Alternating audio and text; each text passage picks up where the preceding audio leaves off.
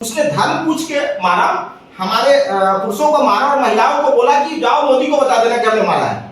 इसका मतलब था, उसकी रणनीति थी कि हम हिंदू मुस्लिम करके इनके अंदर ही गृह युद्ध करा दे, जबकि इनको पता नहीं कि यहाँ के मुस्लिम भी जो है वो कैसे है, वो कितने कट्टर और वफादार है कि वो वैसी जैसे नेता जो है बीजेपी का हमेशा विरोध करते हैं। वो कहते हैं कि हमको 15 मिनट का टाइम दो, हमको सिर्फ एक दिन के लिए टाइम दे दो, हम मुस्लिम भाई आकर के पाकिस्तान का नाम मिटा देंगे। तो ये हमारी बोलते हैं अखंडता, हमारी एकता और हमारे इंडिया में चाहे पार्टी कोई भी हो, हम घर में हो सकता है आपस में लड़ ले, लेकिन जब जहां देश की बात आएगी वहां अगर आंख उठा के देखोगे तो आंख निकाल। नमस्कार, मॉर्निंग एक्सप्रेस आप देख रहे हैं और आज हमारे साथ राहुल कुमार जी हैं जो पैरा कमांडो रह चुके हैं। एक्स आर्मी जो होता है वो चाहे बॉर्डर पे रहे या चाहे घर में रहे, उसके अंदर जुनून और जज्बा जो होता है, और जिस प्रकार से अभी कायराना हरकत पाकिस्तान कर रहा है, ऐसे में खून खौलता होगा अंदर से कि हम लोगों को अगर मौका मिले, क्योंकि आम नागरिक को भी हम देखते हैं, अगर हम बात करें तो उसको लगता है कि अगर हमको मौका मिले तो हम जाकर के 2-4 ठोक करके आ जाए। और कैसे देखते हैं पाकिस्तान का जो रवैया है, तो पुराना रवैया है, लात खा लेगा फिर उसका वही हाल रहता है। आप क्या कहना चाहिएगा, क्योंकि पैरा कमांडो आप रह चुके हैं, हम देख सकते हैं कि आपका जो है लगातार कारगिल वाले जगह पे जो है आप रह करके लगातार वहां ड्यूटी दिए हैं, तैनाती आपकी रही है। क्या कहना चाहेंगे, पाकिस्तान को क्या संदेश हम लोग यहाँ से दें? देखिए, एक कहावत है कि 100 सुनार की एक लोहार की। बहुत बर्दाश्त कर लिए हम लोग। अब इस बार हम लोग को पहली दफा हुआ है कि फ्री हैंड सरकार की तरफ से दिया गया है। इससे पहले मैं कारगिल के समय भी श्रीनगर में रहा हूँ और ओपी पराक्रम हुआ था, उसमें भी मुझे राजस्थान के फील्ड में रहने का मौका मिला है। उस समय हमारे इतने हाथ नहीं खुले हुए थे, बट इस बार मोदी गवर्नमेंट में जो हमें फुल छूट मिली है, उसमें ईंट से ईंट बजा देना है। हर बार हम उसको अपना पड़ोसी समझ करके छोड़ देते हैं, माफ कर देते हैं, बट इस बार जिस तरह उसने जाति और कौम पूछ करके हमला किया है, यह बहुत बड़ी निंदनीय बात है। और मैं चूंकि पैरा कमांडो रहा हूँ और मुझे पता है कि सर्जिकल स्ट्राइक जैसे हम लोगों ने किया है या अंदर घुस करके जो हम लोग कार्रवाई किए थे, वो सब छोटी सी एक डेमो था, कुछ नहीं था। That was only one part of training, जो अमूमन जो हमारे स्पेशल फोर्स हैं उनका हिस्सा होता है। तो उस बार तो इतना करके छोड़ दिया था, बट इस बार जो उन्होंने धर्म पूछ करके, मजहब पूछ करके मारा है, और वो भी हमें आके मारे ना, हमारे फोर्स को आके मारते तो उसको ईंट का जवाब पत्थर से मिलता। एक आम नागरिक जो निहत्था है, जिसकी शादी हुई है 4 दिन पहले, 2 दिन पहले शादी हुई है, ऐसे लोगों पे आके हमला करना, ये साबित करता है कि सबसे निंदनीय और कैराना, जो बिल्कुल निकम्मा आदमी है। नहीं, कैराना हरकत तो करेगा नहीं, क्योंकि अब हिम्मत तो है नहीं कि इंडियन आर्मी से आकर के लड़ ले। अब जब हम उसके ऊपर हमला कर रहे हैं, जब इधर से हो रही है, तब वो छुपा हुआ है, उसके प्रधानमंत्री बंकर के अंदर छुप रहे हैं।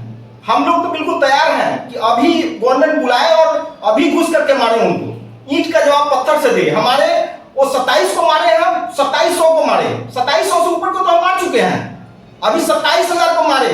और वो जो उसका जनरल है, उसको फांसी पर ला करके लटकाना चाहिए।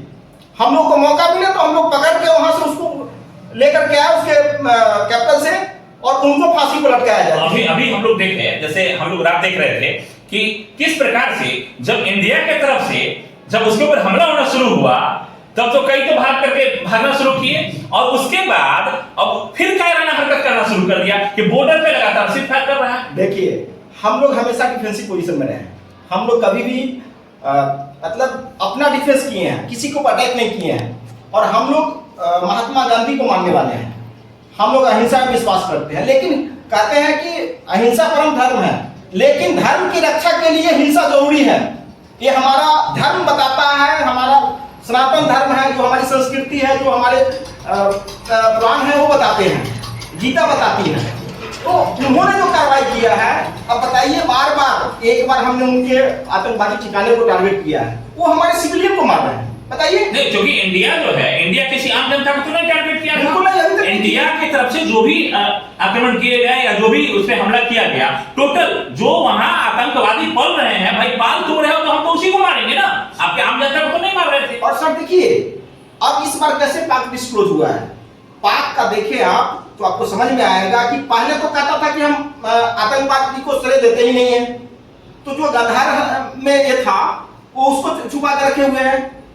उसके बाद में जब ये आतंकवादी को हमने मारा है, टेरर कैंप में जो पहला अटैक किया है, तो उसके आतंकवादी को मेमोंटम जो होता है, जो मतलब जनाजे में श्रद्धांजलि दी जाती है, गार्ड ऑफ ऑनर में। और उसमें सबसे बड़ी बात देखने को मिली है कि चीफ ऑफ स्टाफ उनके जनरल की तरफ से वो बुके गार्ड ऑफ ऑनर में चढ़ाई गई है, प्रधानमंत्री की तरफ से चढ़ाई है। ये साबित करता है कि वो सिर्फ आतंकवाद को श्रेय नहीं देते हैं, आतंकवाद ही उनका काम है, उनकी आर्मी ही आतंकवादी है, उनको ट्रेनिंग देने वाली आर्मी है। वो सर्विस नंबर के साथ इनरोल करते हैं और भेजते हैं और बाद में रिस्क नहीं लेते हैं। कारगिल में विदेश मंत्री भी जिस प्रकार से अमेरिका के विदेश मंत्री जो महिला है, उन्होंने भी फटकार लगाया कि अगर आपने किसी सिविलियन को मारा तो बोला कि नहीं, सिविलियन को नहीं मारा है। कहां अटैक किया? तो 16 शहर में जहां जहां भी इंडिया की तरफ से अटैक किए गए हैं, वो सब के किसी सिविलियन को तो इंडिया की तरफ से नहीं टारगेट किया गया। भाई अगर आप सांप को पालोगे तो वहां स्वाभाविक है कि उसको खत्म करने के लिए इंडिया तो व्यवस्था करेगा ही, और आपसे व्यवस्था नहीं हो रहा है। हालांकि आप ही के लिए नासुर बना हुआ, पाकिस्तान के लिए खुद नासुर बन गया हुआ, लेकिन अगर इंडिया की तरफ आप उठा के देखिएगा तो बख्शे तो कहीं से नहीं जाएंगे। बिल्कुल सर, देखिए पहली चीज आपको बताना चाहेंगे कि हमने पहले ही कहा था कि हम किसी भी उनके डिफेंस या उनके सिविलियन जो नागरिक है उनको हमला नहीं करेंगे। हमने पहला हमला जो किया उसमें हमने टारगेट किया था आतंकवादी कैंप को।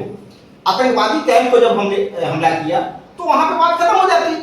फिर उन्होंने कल जो कार्रवाई किया है उसमें हमारे परसों रात को जो किया है, उन्होंने मिसाइल से हमारे जितने भी 15 जो ठिकानों पे स्ट्राइक किया है, जिसमें अवंतीपुर है, श्रीनगर है, जम्मू है, जलंधर है, लुधियाना है, ये सब चंडीगढ़ है, ये सब हमारे जो रेसिडेंशियल क्षेत्र था। नहीं, आर्मी का कैंप है और प्लस एयरपोर्ट है, सभी जगह पर एरोड्रम है, वहां पे हमला किया है। तो इसका मतलब उसने हमारा डिफेंस के ऊपर कर दिया। जब हमारी सामरिक जो डिफेंस का जो इंस्टॉलेशन है उसके ऊपर जब हमला करेंगे फिर तो हमारे ऊपर एकदम हाथ खुला हुआ है। हमने उसका जवाब दिया है और अभी भी जवाब दिया है कि उनके सिविलियन किसी को टारगेट नहीं किया है। इंडिया कहीं से भी, इंडिया की तरफ से कहीं से भी सिविलियन पे अटैक नहीं किया गया है। बिल्कुल है। और हम लोग क्योंकि भारत की जो पद्धति रही है या पुरानी हम लोग की जो शिक्षा दीक्षा हम लोगों का यही मिला हुआ है कि हम लोग सिविलियन को अटैक नहीं कर रहे हैं, और अगर वहां टेररिस्ट को पालिएगा तो ऐसे ही। अब ये तो सिर्फ टेलर है जी, ऑपरेशन सिंदूर टेलर है, जरूरत पड़ेगा तो इससे आगे का जो सिंदूर दान के बाद जो प्रक्रिया होता है वो भी कराया जाएगा। सर अभी स्टेज 2 में है, हम लोग स्टेज 2 में है। स्टेज 5 तक जो होता है वार्ड क्लियर होता है। अभी इससे आगे बढ़ेंगे तो नक्शा में तो उनका अभी जो नक्शा है पाकिस्तान को बदलने जा रहा है, वो समझ लीजिए बदल गया है। नक्शे से नाम खत्म हो जाएगा पाकिस्तान का। आपने देखा है कि कल सिंगल उन्होंने कल स्ट्राइक किया है, मिसाइल से किया है, उन्होंने फाइटर जहाज से किया है, सबको हमने एयर में ही खत्म कर दिया है। हमारा जो S-400 है, JF-17 जो है उसको 3 हल्ला क्यों लाया है? तीनों का क्यों ध्वस्त हो गया? F-16 उसकी बात करें तो 2 F-16 जिसको हवा में ध्वस्त कर दिया गया। लगभग 46 उसने मिसाइलें छोड़ी है, जो 46 के 46 मिसाइल टोटल सब के सब हवा में उड़ गए। बाकी ड्रोन का तो अभी हालांकि रिकॉर्ड उसका भी जारी करेगा, और जैसे ही जारी करेगा वो भी अपने चैनल के माध्यम से बताएंगे। लेकिन कायराना हरकत के लिए यहाँ का इंडिया का बच्चा और फौज से आप रिटायर है, और इस जज्बा को आपसे बेहतर कौन समझ सकता है? यहाँ पे जब फर्स्ट डे हुआ है तो हम लोग ने अपने आर्मी कॉलोनी एक मोहल्ला है, वहां भी हम लोगों ने इसका विरोध किया था, मीडिया वाले कवर किए थे।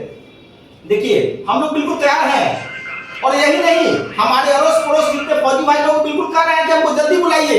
हमने हथियार चलाना छोड़ा है, भूला नहीं है। 4 गुना उनसे 10 गुना स्टैंड रखते हैं के अंदर घुस के सर काट के लाएंगे उनका। और वो जनरल जो है ना, जो ताना साहब बन के बैठा हुआ है, उसकी तो माटी मंजिल पक्का करनी ही करनी है, उसको नहीं छोड़ना है।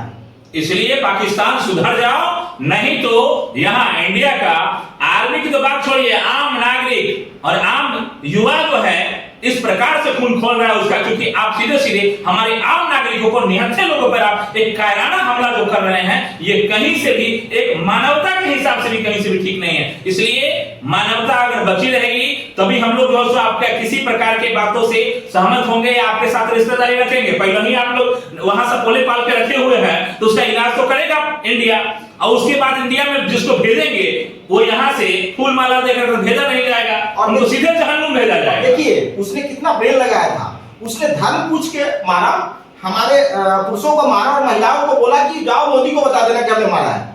इसका मतलब था, उसकी रणनीति थी कि हम हिंदू मुस्लिम करके इनके अंदर ही गृह युद्ध करा दे, जबकि इनको पता नहीं कि यहाँ के मुस्लिम भी जो है वो कैसे है, वो कितने कट्टर और वफादार है कि वो वैसी जैसे नेता जो है बीजेपी का हमेशा विरोध करते हैं। वो कहते हैं कि हमको 15 मिनट का टाइम दो, हमको सिर्फ एक दिन के लिए टाइम दे दो, हम मुस्लिम भाई जाकर के पाकिस्तान का नाम मिटा देंगे।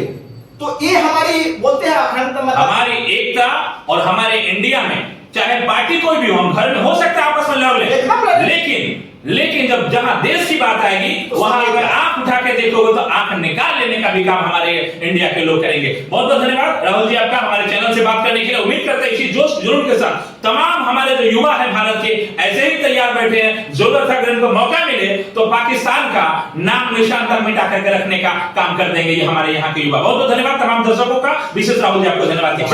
जय हिंद, जय भारत।